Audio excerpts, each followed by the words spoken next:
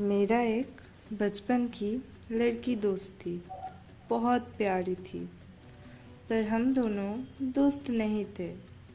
मुझे उसको बहुत अच्छी लगती थी। फिर एक दिन हम फ्रेंड्स भी बन गए। तभी से उसके साथ बहुत बातें करती थी और तब से ही हम बेस्ट फ्रेंड्स बन गए। उससे बहुत वक्त गुजरती थी। वक्त भी धीरे धीरे जाते रहे। हम दोनों एक दूसरे के करीब आने लगे। स्कूल पे एक साथ खाते थे। बहुत अच्छे थे हम। पर एक दिन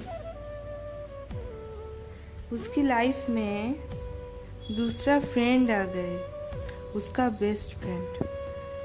अब सबको तो पता है, खुद का बेस्ट फ्रेंड अगर कोई और लड़की से है तो कितना जेलसी होते हैं। मुझे भी बहुत होती थी। पर अजीब बात तो ये है, वो तीसरा फ्रेंड है, वो मुझे कभी पसंद नहीं करती थी। इसीलिए मेरी और मेरी बेस्ट फ्रेंड के बीच फ्रेंडशिप कमज़ोर होने लगी।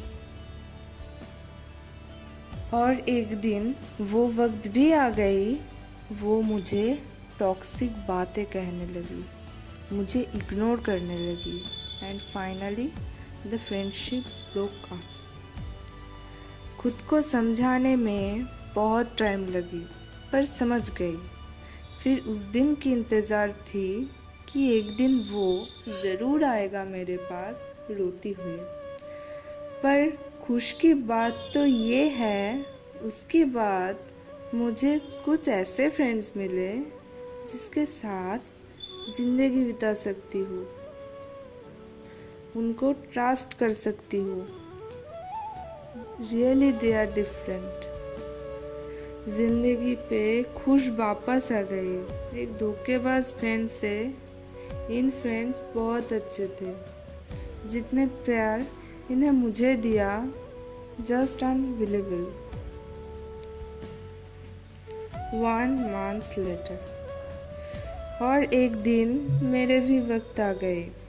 वो जो फेक फ्रेंड थी वो भी लौट के आए, मुझे सॉरी बोला, रोई, बहुत गिड़गिड़ाई।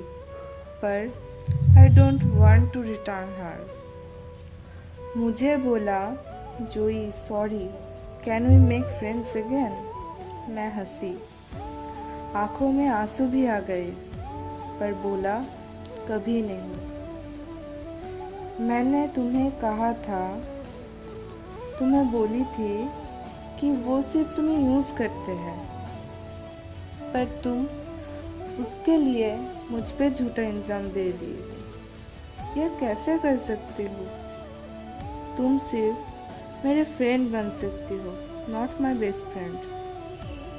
इसका लायक भी नहीं हो तुम। हो सके तो बात कम करना। अब मैं वो फ्रेंड से खुश हूँ जिसके साथ मेरी ज़िंदगी जुड़ी हुई है। Thanks to God. वक्त सबका बदलता है। This is called karma. Karma is a beach.